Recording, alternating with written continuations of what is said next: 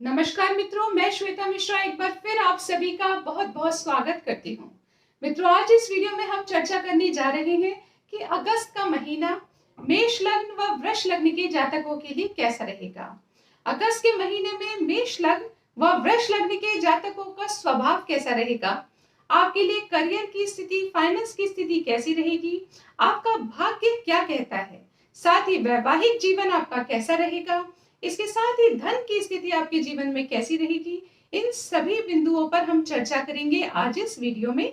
इसके साथ ही वीडियो के अंत में आप जानेंगे ऐसे कुछ सरल व सटीक उपाय जिनको यदि आपने कर लिया तो अगस्त के महीने में आपको जितनी भी चुनौतियों का सामना करना पड़े परंतु उनसे मार्ग आप स्वयं निकाल लेंगे।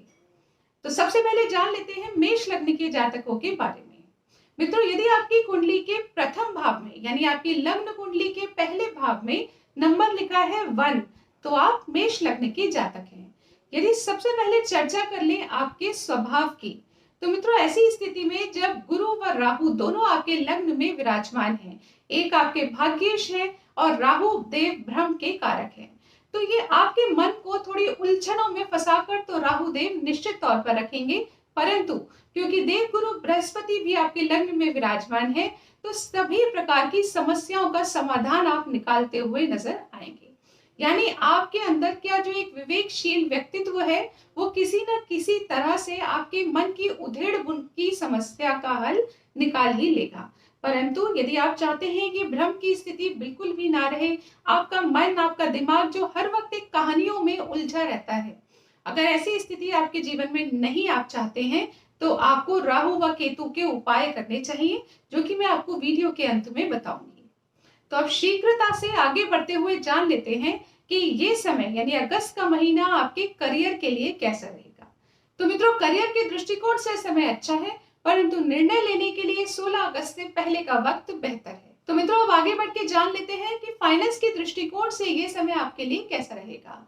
तो मित्रों, जहां एक तरफ शनि देव आपकी आय की स्थिति को मजबूत कर रहे हैं, वहीं दूसरी तरफ 7 अगस्त से आपके धनेश भी तृतीय भाव से निकलकर आपके चतुर्थ भाव में प्रवेश करेंगे। तो पिछले दिनों अगर धन से संबंधित कुछ स्ट्रगल आपके जीवन में रहा है तो वो अब समाप्त होगा, पहले से बेहतर स्थिति बनेगी। अब आगे बढ़ के जान लेते हैं कि ये समय भाग्य के दृष्टिकोण से कैसा रहेगा। तो मित्रों, आपके मेष लग्न के जातकों के भाग्येश आपके लग्न में विराजमान है, तो यानी वहां से बैठकर ये आपके लग्न पर भी दृष्टि दे रहे हैं। तो आप समझ सकते हैं कि भाग्य की स्थिति मेष लग्न के जातकों के लिए बहुत मजबूत बनी हुई है। यदि आपकी कुंडली में गुरु की स्थिति अच्छी बनी हुई है तब तो निश्चित तौर पर इस समय आप जो कुछ भी करना चाहेंगे वो आप सब कुछ कर पाएंगे। यानी आपने जितनी भी आज तक प्लानिंग की है वो सक्सेसफुल होंगी, आपको भाग्य का निश्चित तौर पर साथ मिलेगा, जो कार्य आपके अटक रहे थे वो कार्य तेजी से बनने लग जाएंगे। तो इस प्रकार से भाग्य का परिपूर्णता से साथ मिलेगा मेष लग्न के जातकों को। तो मित्रों, अब आगे बढ़ के जान लेते हैं कि मेष लग्न के जातकों का स्वास्थ्य कैसा रहेगा। तो मित्रों, सामान्यतः आपकी स्वास्थ्य की स्थिति अच्छी बनी हुई है, परंतु 18 अगस्त के बाद खास तौर से अपने स्वास्थ्य का अधिक ध्यान रखें।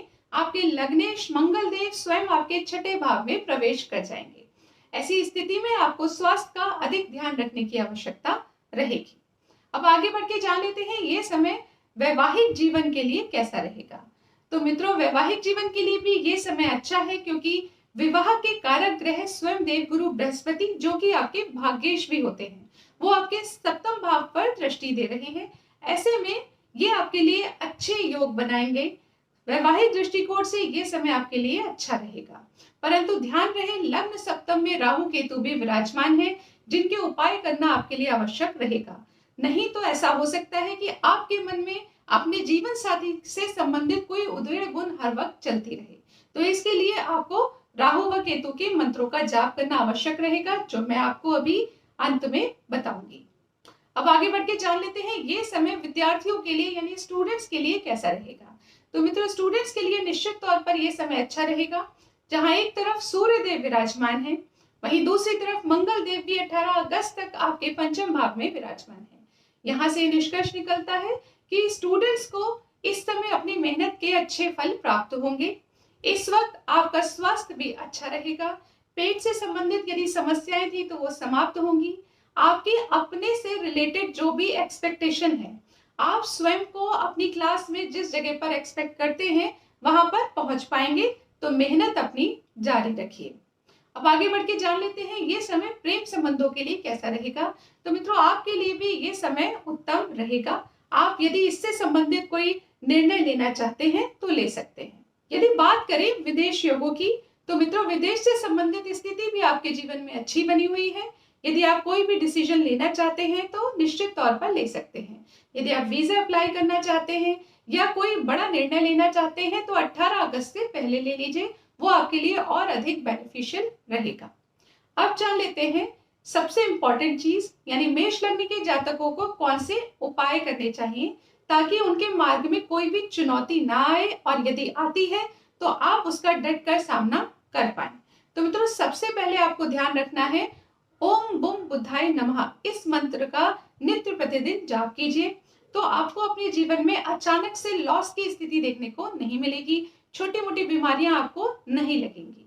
नंबर 2 पर आता है ओम शुम शुक्राय नमः इस मंत्र का जाप कीजिए। यदि आप ऐसा करते हैं तो आपके कर्म क्षेत्र में आपको उतार चढ़ाव का सामना नहीं करना पड़ेगा। और नंबर 3 पे आता है मित्रों हनुमान चालीसा का पाठ। ये करना आपके लिए हमेशा ही अनिवार्य है क्योंकि आपके लग्नेश है, परंतु जब 18 अगस्त से आपके छठे भाव में आ जाएंगे तो रोग की स्थिति यानी स्वास्थ्य के लिए आपको हनुमान चालीसा का पाठ करना अनिवार्य रहेगा।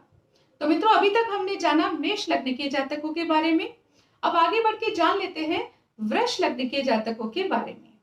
तो मित्रों, यदि आपकी लग्न कुंडली के प्रथम भाव में नंबर लिखा है 2, तो आप वृष लग्न के जातक हैं।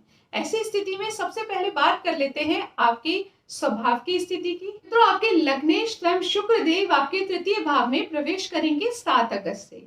तो यहाँ से आप समझ सकते हैं कि आपको अपने छोटे मोटे कार्यों में स्ट्रगल की स्थिति देखने को मिल सकती है। अगर अधिक स्ट्रगल हुआ तो आपको इरिटेशन फील हो सकता है, परंतु जब आपने आज इस वीडियो में ये चीज जान ही ली है कि छोटे छोटे स्ट्रगल या डिले आपको देखने को मिल सकते हैं, तो आपको जरा भी इरिटेट होने की आवश्यकता नहीं है।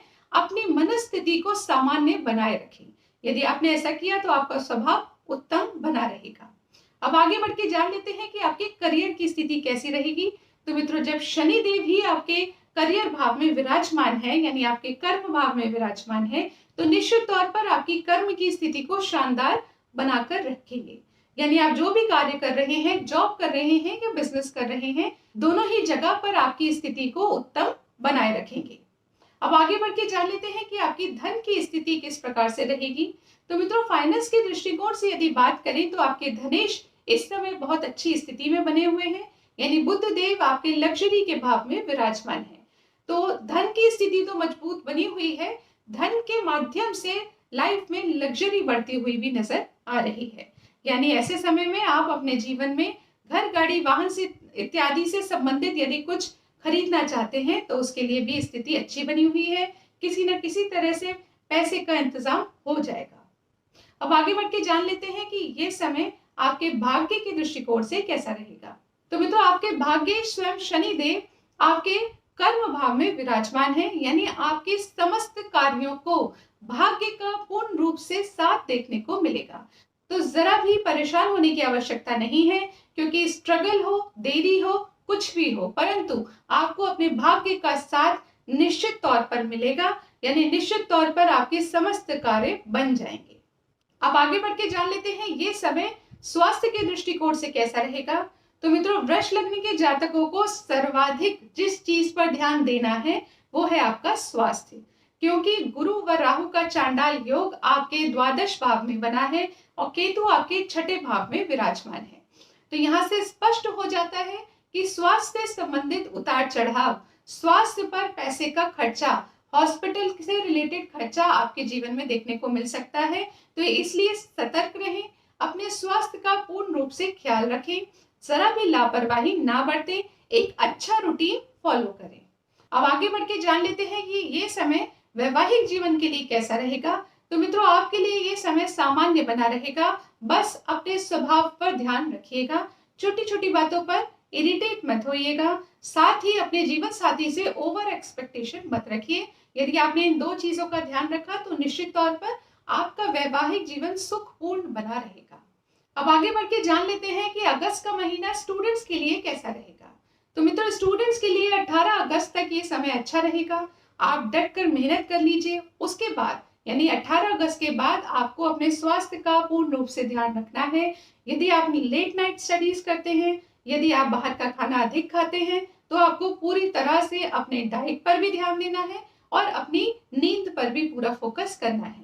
क्योंकि यदि आपने अपने दिनचर्या पर, अपने खान पान पे ध्यान नहीं दिया, तो आपको स्वास्थ्य से संबंधित परेशानी हो सकती है और फिर आपको अपने पढ़ाई के मार्ग में विघ्न बाधाएं आती हुई नजर आएंगी। तो यदि आप चाहते हैं कि आप अच्छा स्कोर कर पाए, अच्छे मार्क्स ला पाए, तो सबसे पहले अपना रूटीन अच्छा बनाए रखिए, अपनी नींद पर पूरा ध्यान दीजिए और पूरी मेहनत कीजिए।